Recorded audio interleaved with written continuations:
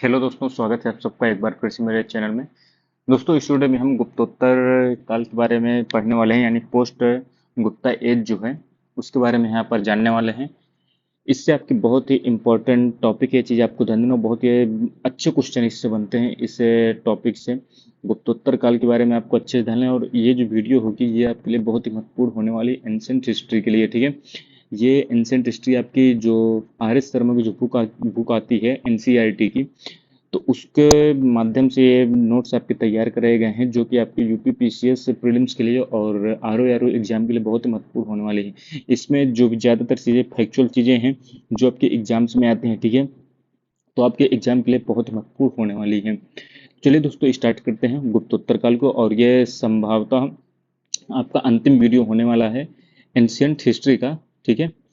तो यहाँ से आपकी एंशियंट हिस्ट्री लगभग कंप्लीट हो जाएगी। तो देखिए, चलिए हम गुप्तोत्तर काल की बात कर लेते हैं। गुप्त वंश के पतन के बाद ये आता है गुप्तोत्तर काल, ठीक है। और देखिए, महत्वपूर्ण ये वंश आपको याद रखना है। मौखरी वंश था जो कि आपके कन्नौज से संबंधित था, और कन्नौज का पुराना नाम कान्य कान्य कुंज था, ये भी चीज़ आपको ध्यान देनी है। पुष्यभूति वंश आता है जिससे जो आपका थानेश्वर हरियाणा में रहता है, ये वंश है। और इसके बाद मैत्रक वंश है जो कि वल्लभी में शासन करता है। गौड़ शाखा जो है आपकी गुप्त गुप्त साम्राज्य की एक गौड़ शाखा थी जो कि मगध मालवा में शासन करती है। इसके बाद गौड़ थे, ये आपके बंगाल में थे, और इनका प्रमुख राजा शशांक था, ठीक है। ये इंपॉर्टेंट है, शासक के शशांक के बारे में आपको ये ध्यान देना है। ये शैव शैव धर्म को मानता था, और इसी ने बौद्ध वृक्ष जो आपका बोध गया में था, उस बौद्ध वृक्ष को कटवा दिया था, ठीक है, बोधि वृक्ष को। ये चीज आपको ध्यान देना है, इंपॉर्टेंट एग्जाम में पूछे आ चुका है क्वेश्चन। इसको देखिए, बंग क्षेत्र की बात कर लेते हैं, तो ये बांग्लादेश में है। ये कालिदास की रचना में इसका उल्लेख मिलता है बंग क्षेत्र का, और यहाँ से धान के बीज की जानकारी भी मिलती है, ठीक है। इसके बाद आपको उवाक क्षेत्र, ये नौगांव में स्थित है, वह वेस्ट बंगाल और आपके असम के आसपास। कामरूप क्षेत्र की बात करें तो ये प्रयाग ज्योतिषपुर है जो कि आपके असम में स्थित है। यहाँ से दोस्तों अब हम पुष्यभूति वंश के बारे में बात करने वाले। इंपॉर्टेंट है टॉपिक, ये चीज आपको ध्यान देना। पुष्यभूति वंश की स्थापना पुष्यभूत करता है। वंश की स्वतंत्रता का जन्मदाता प्रभाकर वर्धन को माना जाता है। ये प्रभाकर वर्धन का ही पुत्र आपका कौन बनता है? हर्षवर्धन। ये चीज आपको ध्यान देना है। और हर्षवर्धन की बहन जो है आपकी, हर्षवर्धन की बहन राजश्री होती है, जिसका विवाह ग्रह वर्मा से किया जाता है। ग्रह वर्मा मौखरी वंश से संबंधित है, और इसी ग्रह वर्मा ने जो है मालवा राज देवगुप्त ने इसकी हत्या कर दी थी, ये चीज आपको ध्यान देना है। और देखिए, मालवा राज देवगुप्त ने हत्या कर दी थी। राज्यवर्धन जो है हर्ष का भाई था, ठीक है। राज्यवर्धन जो होता है ये हर्ष का भाई था, ये बदला लेने जाता है, ठीक है। मालवा राज ने शशांक के साथ मिलकर इसकी भी हत्या कर देता है, किसकी? राज्यवर्धन की। चीज आपको ध्यान देना है, ठीक है। अब आगे हम बात करते हैं हर्षवर्धन के बारे में। देखिए, हर्षवर्धन जो है थानेश्वर की गद्दी में बैठा था। हर्षवर्धन को उपाधि शिलादित्य और परम भट्टारक नरेश की मिलती है। प्रारंभ में ये शैव मतानुयायी था, बाद में ये बौद्ध मतानुयायी भी बन जाता है। ये आपके इंपॉर्टेंट हर्षवर्धन के बारे में आपको ध्यान देना है, ठीक है। ये बौद्ध धर्म के महायान पंथ का संरक्षक भी माना जाता है। स्रोत की बात कर लेते हैं, तो स्रोत में आपको देखिए ह्वेन सांग की जो बुक थी सी यू की, इम्पोर्टेंट है। इसमें देखिए कामरूप के दरबार में ये था कौन? ह्वेन सांग। ये चीज आपको जानना है। ह्वेन सांग पहले कामरूप के दरबार में बैठता है, फिर ये हर्षवर्धन के दरबार में आ जाता है। ह्वेन सांग ने जानकारी क्या दी थी? तो हर्षवर्धन जो है ये प्रत्येक 5 वर्ष में प्रयाग में एक धर्म संसद का आयोजन करता है, वहां पर ये बहुत सारा धन जो है दान करता था, ठीक है। इसे यात्रियों का राजकुमार भी किया कहा जाता है, किसे? ह्वेनसांग को। ये चीज आपको ध्यान देना है। देखिए, ह्वेनसांग की रचना प्रियदर्शिका है, नागानंद है, और रत्नावली, ठीक है। ये देखिए धारवाक कवि द्वारा लिखी गई थी, लेकिन सामान्यतः इन्हें इन्हें तीनों को हर्षवर्धन की बुक्स माना जाता है, यानी हर्षवर्धन के द्वारा रचित मानी जाती है। प्रियदर्शिका, नागानंद और रत्नावली को हर्षवर्धन के द्वारा इसे रचित माना जाता है, लेकिन इसे धारवाक कवि ने लिखा था। हर्षचरित और कादम्बरी ये बाणभट्ट की रचना है, और ये दोनों आपकी राज व्यवस्था से संबंधित थी। अभिलेख की बात कर लेते हैं हर्षवर्धन से, तो बासे खेड़ा ये यूपी में है, मधुबन यूपी में है, ऐहोल कर्नाटका में है, और नालंदा आपके बिहार में है। शासन की बात कर ले तो देखिए चाट या भाट की बात करें, चाट या भाट किसे कहा जाता था तो पुलिस अधिकारी को कहा जाता था। बलाधिकृत सैन्य अधिकारी को कहा जाता था। ग्राम छपटलिक किसे कहा जाता था तो ग्राम में राजस्व इकट्ठा करने वाले को कहा जाता था। स्कंदगुप्त हाथी सेना को कहा जाता था। करड़िक लेखाधिकारी कहलाता था। महत्तर ग्रामीण स्वशासन का मुखिया कहलाता था। इसको देखिए समाज स्तर की बात कर ले तो देखिए सबसे पहले प्रांत आता था। प्रांत के बाद भुक्ति, भुक्ति के बाद उपरिक्त, उपरिक्त के बाद विषय और फिर गाँव। प्रांत, भुक्ति, उपरिक्त, विषय, गाँव। आर्थिक की बात कर लेते हैं। आर्थिक स्थिति की तो देखिए तुला यंत्र या जल पंप का उल्लेख मिलता है। इसके समय में दो महत्वपूर्ण पोर्ट थे, ताम्रलिप्ति और भड़ोच। भड़ोच आपका गुजरात में था। धार्मिक स्थिति की बात कर लेते हैं तो देखिए महामोक्ष परिषद का आयोजन किया गया था। कहाँ कहाँ पर? पहला कन्नौज में, दूसरा प्रयागराज में, जो आपके प्रयाग वहां पर पड़ता है। सीलभद्र की बात कर लेते हैं तो सीलभद्र जो है नालंदा विश्वविद्यालय के कुलपति थे।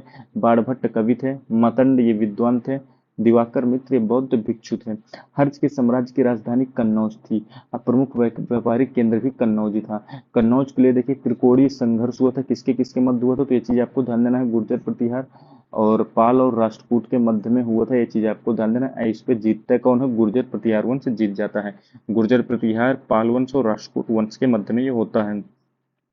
अब देखिए पुलकेशिन सेकंड है, इंपॉर्टेंट है। चालुक्य वंश से संबंधित था पश्चिम दक्कन में। ये हर्ष के साथ इसने युद्ध की थी। इसका उल्लेख आपको अहेल अभिलेख में भी मिलता है। हर्ष के साथ अहोल में नहीं, ये रुद्रदाम जो आपको जूनागढ़ अभिलेख है उसमें मिलता है इसका, ठीक है। यहाँ पर देखिए हर्ष के साथ इसका युद्ध होता है। कहाँ पर होता है? नर्मदा नदी के तट पर पुलकेशिन द्वितीय का युद्ध होता है। पुलकेशिन द्वितीय इसमें जीत जाता है और हर्षवर्धन को हरा देता है। जीतने के बाद इसने परमेश्वर की उपाधि ली थी। अहेल अभिलेख जो होता है ये रवि कीर्ति के द्वारा रचित होता है। हर्ष के साथ युद्ध की चर्चा इसी मिलती है। ये चीज आपको ध्यान देना है। पुलकेशिन द्वितीय से युद्ध की जो चर्चा है हर्षवर्धन के साथ, ये अहोल अभिलेख में ही मिलती है। चीज आपको ध्यान देना है। दक्षिण परमेश्वर की इसने उपाधि ली थी। किसने? पुलकेशिन द्वितीय ने। ये चीज भी आपको ध्यान देना है। अब देखिए वाकाटक वंश की बात कर लेते हैं तो वाकाटक वंश जो है आपका, एक सेकेंड, वाकाटक वंश उत्तरी महाराष्ट्र और विदर्भ में सातवाहनों के स्थान पर इसका उदय होता है। किसका? वाकाटक वंश का, ठीक है। इसके संस्थापक कौन थे? तो विंध्य शक्ति थे। ये चीज भी आपको ध्यान देना है। देखिए प्रवर की एक बुक उसी इस इसमें आती है जिसे हम सेतु बंध कहते हैं, ठीक है। किसकी? प्रवर सेन की। अब देखिए आगे है आपका कदम वंश। कदम वंश की बात कर लेते हैं तो उत्तरी कर्नाटक और कोंकण में पाया जाता है। इसकी स्थापना किसने की थी? कि मयूर शर्मन ने की थी। इसने मयूर शर्मन ने 18 अश्वमेध यज्ञ किए थे। इन्होंने राजधानी वैजंती या वनवासी रखी थी। अब देखिए पल्लव वंश की बात कर लेते हैं, इंपॉर्टेंट है, ठीक है। पल्लव वंश ने जो है द्रविड़ शैली को सहारा दिया था। ये पल्लव वंश जो है आपको दक्षिण आंध्र और उत्तरी तमिलनाडु क्षेत्र में शासन करता था। वास्तविक संस्थापक इसके सिंह विष्णु थे, जो कि आपके वैष्णव अनुयायी थे। चीज भी आपको ध्यान देना। इसकी राजधानी कांची जो सांस्कृतिक केंद्र था कांची, ठीक है। लेखक एक यहाँ पर पाए जाते थे इन्हीं के समय। तो इनका नाम क्या था? भारवी, जिनके बारे में हम पिछली वीडियो में भी बात कर चुके हैं। इनकी रचना थी एक किरातार्जुनीयम। ये चीज आपको ध्यान देना है। महेंद्र वर्मन फर्स्ट आपको पल्लव वंश से संबंधित है। इन्होंने एक रचना की थी मत्स्य विलास प्रहसन की, ठीक है। पल्लव चालुक्य संघर्ष भी महेंद्र वर्मन फर्स्ट के समय में ही हुआ था। नरसिंह वर्मन फर्स्ट इंपॉर्टेंट ये राजा। इनके बारे में देखिए जानकारी आपको ध्यान देना। महाबलीपुरम जो आपके है, इनमें जो है रथ मंदिर का निर्माण इन्होंने ही कराया था।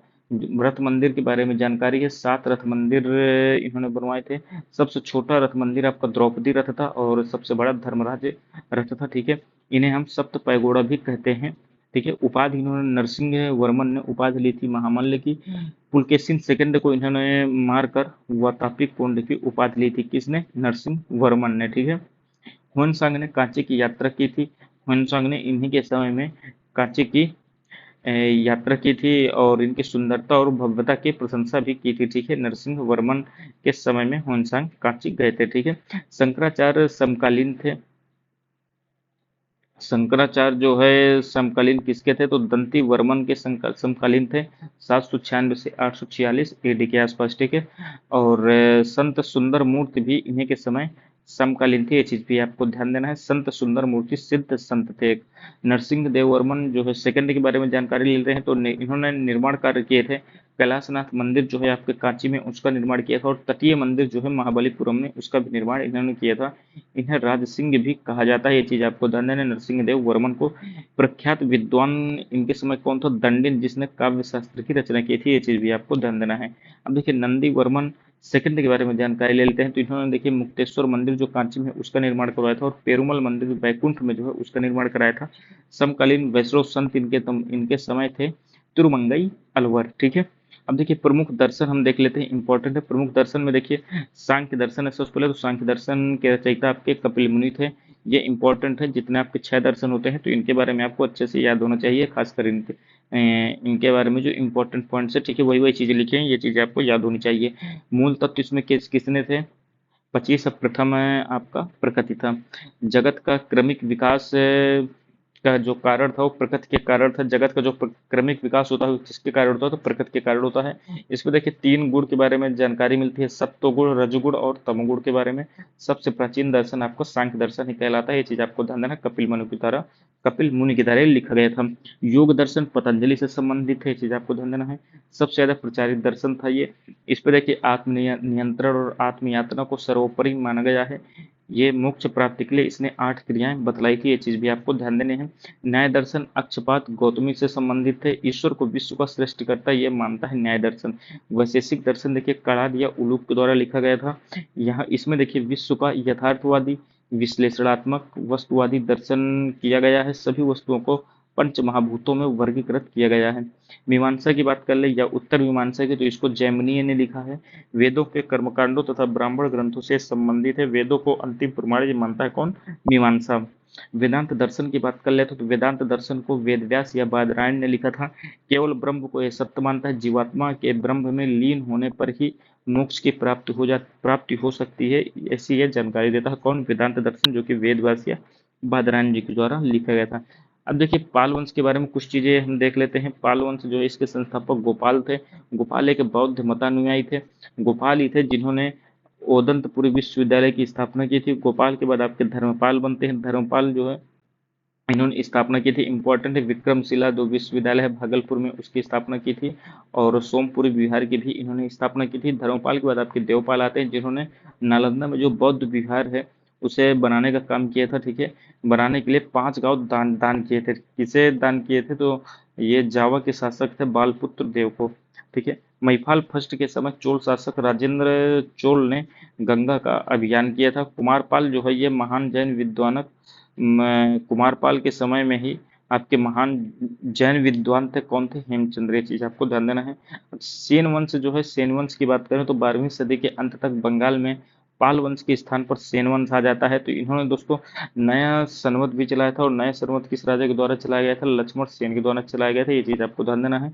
वंश की समाप्ति की बात कर लेते हैं। तो देखिए वंश की समाप्ति किसने की थी सेन वंश की? तो बख्तियार काकी ने की थी, जो कि तुर्की आक्रमणकारी था। कवि की बात कर लेते हो, देखिए लक्ष्मण सेन के समय में कवि थे आपके जयदेव, जिन्होंने गीत गोविंद लिखा है। और हलायुध थे जिन्होंने ब्राह्मण सर्वस्व लिखा है। कश्मीर के राजवंश के बारे में हम देख लेते हैं। देखिए कश्मीर के राजवंश में 3 प्रमुख राजवंश इंपॉर्टेंट है, कारकोट, उत्पल और लोहार। कारकोट से संबंधित एक शासक है जो कि ललितादित्य मुक्तापीड़ हैं, जिन्होंने भारतंड सूर्य मंदिर का निर्माण कराया था। इंपॉर्टेंट, ठीक है। लोहार वंश के अंतिम राजा थे आपके जयसिंह, जिन्होंने आप जिनके बारे में कल्हड़ की जो रचना है रास तरंगड़ी में इनका उल्लेख मिलता है। किसका? जय सिंह का। इसको देखिए गुर्जर प्रतिहार की बात कर लेते हैं। तो गुर्जर प्रतिहार संस्थापक कौन थे? नागभट्ट फर्स्ट थे, जो कि मालवा शासक थे। मिहिर भोज की बात कर लेते हैं। तो मिहिर भोज जो है विष्णु के उपासक थे। इन्होंने उपाधि ली थी आदिवराह और प्रभास की। ग्वालियर प्रशस्ति अभिलेख है इन्हीं से संबंधित था। अरब यात्री सुलेमान इन्हीं के समय में आया था, मिहिर भोज के समय में। इसको देखिए गुर्जर प्रतिहार वंश से संबंधित आपका अलमसूदी है। अलमसूदी एक अरब यात्री था, जो कि महिपाल के शासनकाल में आया था। महेंद्रपाल फर्स्ट के दरबारी आपके राजशेखर थे, जिन्होंने कर्पूर मंजरी की रचना की थी। कन्नौज का पुराना नाम महोदया या महोदय श्री या श्री महोदया नाम इनका बहुत चलता था कन्नौज का। ठीक है, देखिए जजाक भुक्ति के चंदेल के बारे में हम कुछ बात कर लेते हैं। तो गुर्जर प्रतिहार राजवंश के सामंत थे ये कौन? चंदेल। ठीक है, इनके संस्थापक कौन थे? तो नन्नुक के बारे में आपने सुना होगा। नन्नुक जो बुंदेलखंड में थे, वो इनके संस्थापक थे। राजधानी इनकी खजुराहो थी। जल समाधि किसने ली थी? तो धंग राजा जो था उसने ली थी। विद्याधर की बात कर लेते हैं। तो महमूद गजनवी के आक्रमण का इन्होंने विरोध किया था। किसने? विद्याधर ने। आल्हा उदल की बात कर लेते हैं। तो ये आल्हा उदल जो थे शासक एक थे, परमार्थ देव उनके सेनापति थे। दोनों आल्हा और उदल जगनक रहित आल्हा खंड में ये दोनों नायक माने जाते हैं। पृथ्वीराज चौहान के युद्ध हुआ था 1180-82 के आसपास में, उसमें ये वीर गति को प्राप्त हो गए थे। अब देखिए मंदिर के बारे में बात कर लेते हैं चंदेलों के। तो कंदरिया महादेव मंदिर जो है आपका महोबा में पाया जाता है, वो शैव धर्म से संबंधित था। और चतुर्भुज मंदिर जो है ये आपका वैष्णव धर्म से संबंधित था। परमाल रासु की रचना जगनिक ने की थी, और जगनिक आपके ये परमार्थ देव के दरबारी थे। खजुराहो मंदिर की बात कर लेते हैं तो 950 से 1050 ईडी के मध्य में ये बना था। जैन वैष्णव शैव मत से ये जुड़ा हुआ है, ये चीज आपको ध्यान देना। खजुराहो मंदिर। गढ़वाल वंश की बात कर लेते हैं तो राजधानी इनकी थी बनारस, वाराणसी जिसे हम कहते हैं। संस्थापक थे इसके चंद्रदेव, और विद्वान शासक थे गोविंद चंद्र। मंत्री इनके थे लक्ष्मीधर, जिन्होंने रचना की थी कृत्यकल्प तरु की। चंदावर की उसकी बात कर लेते हैं तो ये 1194 में हुआ था, जयचंद्र और मोहम्मद गौरी के मध्य में। इसमें मोहम्मद गौरी जीत जाता है। जयचंद्र के एक दरबारी कवि थे श्रीहर्ष, जिन्होंने नैषध चरित ग्रंथ की रचना की थी। देखिए भास्कराचार्य जो हैं ये भास्कराचार्य गणितज्ञ थे और ज्योतिष भी थे। अब देखिए यहाँ पर बात कर लेते हैं गुजरात के चालुक्य सोलंकी की बात कर लेते हैं तो इनके संस्थापक मूलराज थे। गुजरात के चालुक्य सोलंकी वंश के संस्थापक मूलराज थे। राजधानी अहिलवाड़ थी। भीम फर्स्ट आपके इंपॉर्टेंट राजा थे इसके। इसके समय में 1025 में महमूद गजनवी ने सोमनाथ मंदिर में आक्रमण किया था। इनके मंत्री थे आपके विमल, जिन्होंने दिलवाड़ा का जैन मंदिर बनवाया था जो कि पंजाब में है। इसके बाद मोढेरा के सूर्य मंदिर का भी निर्माण इन्होंने ही कराया था, ठीक है, जो कि गुजरात में। भीम सेकंड की बात कर लेते तो मूलराज सेकंड भी इन्हें माना जाता है। मोहम्मद गौरी को 1178-79 में इन्होंने पराजित किया था और ये अंतिम शासक थे। मालवा के परमार वंश की बात कर लेते तो राजधानी इनकी उज्जैन थी। पहले धार थी। राजा भोज जो कि कविराज थे, राजा भोज कविराज इनकी उपाधि थी। ये प्रमुख राजा थे। 1000 से 1055 में ये राजा थे। शिक्षा साहित्य के संरक्षक इन्हें माना जाता है। इन्होंने निर्माण कराया था भोजपुर नगर की और सरस्वती मंदिर की। आगे बात कर लेते हैं शाकंभरी अजमेर के चौहान की। तो संस्थापक थे इनके वासुदेव। अजमेर नगर की स्थापना किसने की थी? अजयराज ने की थी। बीसल देव विग्रहराज फोर संस्कृत नाटक इनसे संबंधित था। हरिकोल की रचना इन्होंने की थी। अंतिम शासक पृथ्वीराज थर्ड था, जिसे हम राय पिथौरा कहते हैं। और तराइन का पहले युद्ध 1191 में मोहम्मद गौरी के विरुद्ध होता है, और दूसरा 1192 में मोहम्मद गौरी के विरुद्ध होता है। तराइन का सेकंड युद्ध जिसे हम कहते हैं, इस पे आपका जो है पृथ्वीराज चौहान हार जाता है और उन्हें मार दिया जाता है, ठीक है। पृथ्वीराज थर्ड के दरबारी कवि थे आपके जयानक, जिसे पृथ्वीराज विजय जिन्होंने लिखी है। दूसरे थे चंद्र बरदाई, जिन्होंने पृथ्वीराज रासो लिखी है। दिल्ली के तोमर वंश की बात कर लेते हैं तो संस्थापक आपके आनंद पाल थे 736 ईडी में, दिल्ली में ही। राष्ट्रकूट की बात कर लेते हैं, इंपॉर्टेंट है। ये राष्ट्रकूट जो थे चालुक्य के सामंत थे। इनके स्थापना, राष्ट्रकूट वंश की स्थापना दंती दुर्ग ने की थी। राजधानी की बात करते हैं तो राजधानी इनकी थी मान्यखेत थी, जो कि गुलबर्गा कर्नाटक में स्थित है। दंतदुर्ग की बात कर लेते हैं तो मालवा का अभियान इन्होंने किया था, और इन्होंने हिरण्य गर्भधान यज्ञ भी किया था। हिरण्य गर्भधान यज्ञ में इन्होंने प्रतिहारों ने द्वारपाल की भूमिका निभाई थी। प्रतिहारों ने द्वारपाल की भूमिका निभाई थी इसमें, ठीक है, इस यज्ञ में। आगे बात करते हैं एलोरा के जो कैलाश मंदिर का निर्माण है, इसका जो श्रेय जाता है वो कृष्ण फर्स्ट को जाता है। अमोघ वर्ष ने जो कविराज मार्ग ग्रंथ की रचना की थी, ये कन्नड़ भाषा में की थी, ये चीज आपको ध्यान देना है। अलमसूदी भारत आया था आपके इंद्र थर्ड के समय में। तकोल्लम लड़ाई जो होती है आपकी 949 ईडी में, राष्ट्रकूट शासक कृष्ण थर्ड और चोल शासक पारंतक फर्स्ट के बीच होती है, जिसपे राष्ट्रकूट शासक कृष्ण थर्ड जीत जाते हैं और पारंतक फर्स्ट हार जाते हैं। कृष्ण थर्ड के दरबारी थे आपके पुण्य इंपॉर्टेंट है, जिन्होंने शांति पुराण की रचना की है, ये चीज भी आपको ध्यान देना है। उत्तरवर्ती चालुक्य की स्थापना कर्क थर्ड, ये आप छोड़ सकते हैं, कोई जरूरी नहीं है। विक्रमादित्य सिक्स की बात कर ले तो देखिए दरबारी इनके विलहड़ थे, जिन्होंने विक्रमांक देव रचित लिखी है। इनके मंत्री थे विज्ञानेश्वर, जिन्होंने मिताक्षरा की रचना की है। कन्नड़ साहित्य का त्रिरत्न की बात कर लेते हो, जिसमें पंप हो गए, पूर्ण हो गए और रत्न, ये तीनों आपके कन्नड़ साहित्य के त्रिरत्न माने जाते हैं, पंप, पूर्ण और रत्न। चोल वंश की बात कर लेते हैं कि चोल वंश में इंपॉर्टेंट शासन के बारे में हम बात कर ले। चोल वंश को हम पढ़ चुके हैं, लेकिन थोड़ा सा और इंपॉर्टेंट चीजें हैं इनके बारे में आपको जानकारी होनी चाहिए। चोल शासन की देखिए बात कर लेते हैं तो ये पल्लवों के सामंत थे। इसकी स्थापना किसने की थी? तो विजयालय ने की थी, ठीक है। विजयालय ने नरकेसरी की उपाधि ली थी। प्रारंभिक राजधानी इनकी तंजावुर थी, ये चीज आपको ध्यान देना है। राजराज फर्स्ट की बात कर लेते हैं तो इनका अन्य नाम जो था अरमोलीवर्मन था। पांड्यचेर पांड्यचेर और श्रीलंका के गठबंधन को इन्होंने हराया था, ठीक है। पांड्य वंश था और चेर और श्रीलंका में जो शासन था उन्होंने मिलकर इनके खिलाफ लड़ा था, लेकिन उनको हार मिली थी, यानी राजराज फर्स्ट इसमें जीत जाते हैं। श्रीलंका के राजा थे महेंद्र फिफ्थ को इन्होंने हराया था और लंका के उत्तरी क्षेत्र को अपने अधिकार क्षेत्र में ले लिया था। मालदीव पर विजय प्राप्त की थी। प्रथम चोल थे जिन्होंने भूमि की माप करवाई थी। बृहदीश्वर राजराजेश्वर शिव मंदिर बनवाया था तंजौर में। अगला सम्राट राजेंद्र फर्स्ट बना, जो कि इनका बेटा था। राजेंद्र फर्स्ट की बात कर लेते हैं तो इन्होंने संपूर्ण श्रीलंका को जीत लिया था, ठीक है। पाल शासक महिपाल को हराया था और वापस आकर गंगकोंड चोलपुरम नगर स्थापित किया था। गंगकोंड चोलपुरम में नवीन राजधानी थी, ठीक है।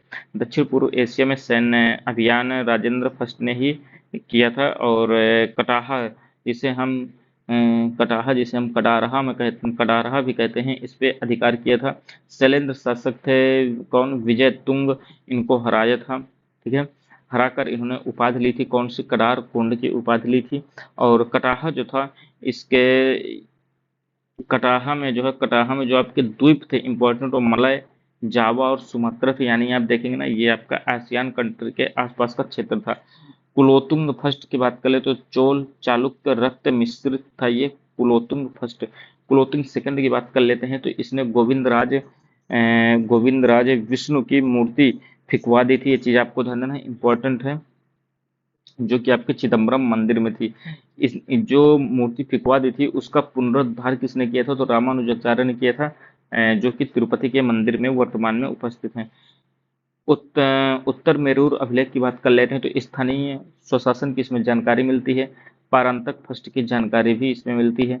शासन की बात कर लेते हैं, देखिए पेरुंदनम के मतलब है इसमें उच्च श्रेणी के अधिकारी को पेरुंदनम कहा जाता था। सिरुंदनम जो कि निम्न श्रेणी से संबंधित थे, ठीक है। साम्राज्य का विभाजन प्रांतों में होता था जिन्हें हम मंडलम कहते थे। इस पे देखिए विभाजन की बात कर ले, देखिए सबसे पहले मंडलम आता था, इसके बाद वलनाड जिसे कोट्टम कहते हैं, इसके बाद नाडु जिसे हम जिला कहते हैं, इसके बाद कुर्रम जिसे हम गांव समूह कहते हैं, इधर लास्ट में ग्राम आता है यानी गांव। स्थानीय स्वशासन की बात कर लेते हैं तो देखिए उर आपका गांव में एक कार्यरत संस्था होती थी, उर कहते थे उसे, और इस पे ग्रामवासी भाग लेते थे। सभा या महासभा की बात कर लें, देखिए यह अग्रहार ब्राह्मणों को दान में दिए गए थे। जो अग्रहार ग्राम होते थे इनके सदस्यों को पेरू मक्कल कहा जाता था, ये चीज आपको ध्यान देना है। समिति के माध्यम से कार्य करती थी जिसे वारियम कहते हैं, ये चीज भी आपको ध्यान देना है। समिति सदस्यों का चुनाव लॉटरी पद्धति से किया जाता था, ये चीज आपको ध्यान देना है। प्रमुख समितियों की बात कर लेते हैं तो प्रमुख समितियों में पहला आपका तुट्ट वारियम आता है जो कि उद्यान समिति था। इसके बाद आपका एरिवारियम आता है जो कि तालाब समिति था। इसके बाद पूर्ण वारियम आता है जो कि आपकी स्वर्ण समिति थी।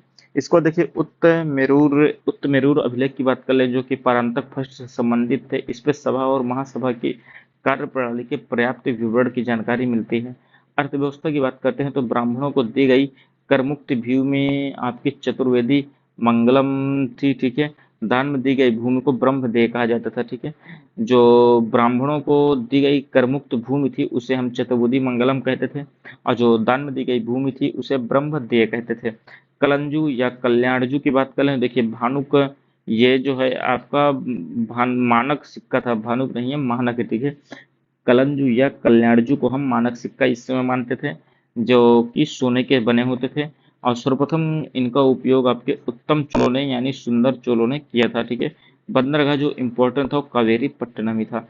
संस्कृति की बात कर लेते हैं तो संस्कृति विष्णु के उपासक विष्णु के उपासक को अलवार कहते थे, और ये आप देख सकते हैं विष्णु के उपासक अलवार कहलाते थे और शिव के उपासक नयनार कहलाते थे।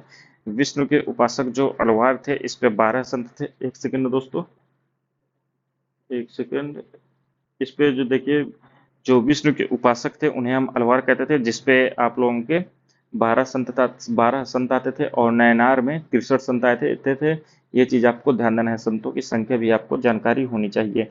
इसको देखिए प्रसिद्ध तमिल कवि थे, इन्हें ये थे जयगुंदर जो कि कुलतोंग, एक सेकेंड, कुलोतुंग फर्स्ट थे, इन्हीं के शासनकाल में आते हैं। और जयगोंदर की एक रचना थी जिसका नाम है कलिंग तुपर्णी, ये चीज भी आपको ध्यान देना है। इसको देखिए, तमिल साहित्य के विद्वान थे आपके कम्बन, कोटकुट्टन और पुगलेंदी, ठीक है। भारतीय वास्तुकला का चरमो उत्कर्ष माना जाता है किसे, बृहदेश्वर मंदिर को, जो कि तंजौर में स्थित है। और इसे माना किसने था, तो ये पर्सी ब्राउन ने माना था, ये चीज भी आपको ध्यान देना है। देखिए, मोहम्मद बिन कासिम की बात कर ले। अब यहाँ पर देखिए, मुस्लिम आक्रांताओं की हम बात कर लेते हैं। तो मुस्लिम आक्रांताओं की जब शुरुआत हो जाती है, यानी आपका यहाँ से ये मिडिवल भारत की शुरुआत हो जाती है, ठीक है। मोहम्मद बिन, सबसे पहले देखिए, मोहम्मद बिन कासिम जो है आपका ये पहला शासक था जिसने पहला सफल आक्रमण किया था आपके भारत में, जो कि अरब से आया था 712 एडी में, ठीक है। चचनामा में अरबों के आक्रमण के बारे में जानकारी मिलती है, जो कि फतहनामा सिंध भी इसे जाना जाता है। मोहम्मद बिन कासिम की बात करें तो देखिए, ये अरब खलीफा जो था उस समय, अल हजाज उसका दामाद था, ठीक है। इसने राबर का युद्ध लड़ा था, जो कि आपके किससे खिलाफ लड़ा था, दाहिर से लड़ा था, जो कि सिंध क्षेत्र में था। और दाहिर से लड़ने के बाद इनकी पुत्री थी सूर्य और भानुमति, जिसे ये ले आया था, ठीक है। और लेकिन बाद में जब खलीफा को पता चला था, तो खलीफा ने सूर्य और भानुमति को अपनी लड़की मान लिया था। खलीफा ने, ये चीज आपको ध्यान देना है। तुर्कों का आक्रमण जो है ये आपका होता है गजनवी वंश, जो कि आपकी यामनी वंश है। इसका संस्थापक किससे माना जाता है, अलत्तगिन को माना जाता है, जिनकी राजधानी गजनी थी। अलत्तगिन का दामाद था आपका सुबुक्तगिन। सुबुक्तगिन जो है ये पहला तुर्की शासक था जिसने हिंदू शाही शासक जयपाल को हराया था। अब देखिए, महमूद गजनवी की बात करें तो ये सुबुक्तगिन का ही पुत्र था, ठीक है। भारत पर इसने 17 बार आक्रमण किया था 1000 से 1025 के मध्य में। पहला आक्रमण इसने पेशावर में किया था। 1025 में इसने सोमनाथ मंदिर में आक्रमण किया था और सोमनाथ मंदिर को लूट ले गया था। गुजरात शासक उस समय भीम फर्स्ट थे, ये चीज भी आपको ध्यान देना है। अलवर्णी इंपॉर्टेंट है, महमूद गजनवी के साथ ही आया था, ये चीज आप देख सकते हैं। इसने रचना की थी किताबुल हिंद की, पुराणों का अध्ययन करने वाले पहला मुसलमान था। दरबारी कवि फिरदौसी इंपॉर्टेंट है। फिरदौसी की रचना है शाहनामा। फिरदौसी को पूर्व का होमर भी कहा जाता था, किसे, फिरदौसी को। इसको देखिए, शाही इतिहासकार की बात कर लेते हैं तो उतबी था। उतबी ने देखिए किताबुल यामिनी, तारीख है यामिनी लिखा है। तारीख यामिनी में जो है आपका गजनवी के जीवन और कार्य के बारे में जानकारी मिलती है। दूसरा शाही इतिहासकार था वो था फारूकी। इसको देखिए, बैहाकी भी था, ठीक है। इसको देखिए, बुत्त सिकन था। बुत्त सिकन का मतलब क्या था, इस समय तो मंदिर और मूर्तियों को जो तोड़ता था उसे बुत्त सिकन कहा जाता था, मंदिर और मूर्तियों को तोड़ने वाला। देखिए, मोहम्मद गौरी के सरदार की बात कर लेते हैं तो यल्दौस था, कुबाचा था और ऐबक था। अब देखिए, मोहम्मद गौरी के बारे में बात करें तो इसे सिहाबुद्दीन इसका वास्तविक नाम था, जो कि संसवानी वंश से था। 12वीं सदी में गौरी वंश का उदय होता है। कहाँ होता है, उत्तर पश्चिम अफगानिस्तान में। भारत में तुर्क राज्य की स्थापना यही करता है कौन, मोहम्मद गौरी, ये चीज भी आपको ध्यान देना है। पहला बार इसने 1175 में मुल्तान में किया था। इसके बाद इसने गुजरात में आक्रमण किया था भीम सेकंड से, ये लेकिन पराजित हो गया था।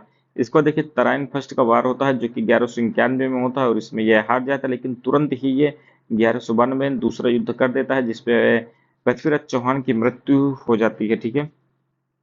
सिक्कों पर दोस्तों इसने एक और कलमा लिखा था और एक तरफ इसने लक्ष्मी की आकृति बनाई थी, कई बार एग्जाम में पूछा जा चुका है।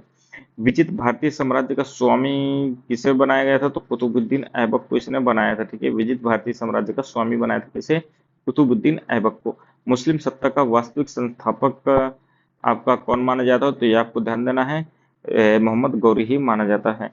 अब देखिए, रचना और रचनाकार की बात कर लेते हैं तो देखिए, इंपॉर्टेंट है स्वप्न, वासदत्ता, चारुदत्ता और उभंग, ये तीनों आपकी भास के द्वारा लिखी गई हैं। इसको न्यायावतार आपकी सिद्धसेन के द्वारा लिखी गई। नीति सार ये कामंदक के द्वारा लिखी गई। योगचार भूमिशास्त्र ये असंग के द्वारा लिखी गई है। अभिधर्म कोश वसुबंधु के द्वारा लिखी गई है। विशुद्धिमग्ग बुद्ध घोष के द्वारा लिखी गई। कविराज मार्ग अमोघ वर्ष के द्वारा, जो कि आपके कन्नड़ भाषा में है। आदि पुराण जो है आपके जिन सेन के द्वारा लिखी गई है।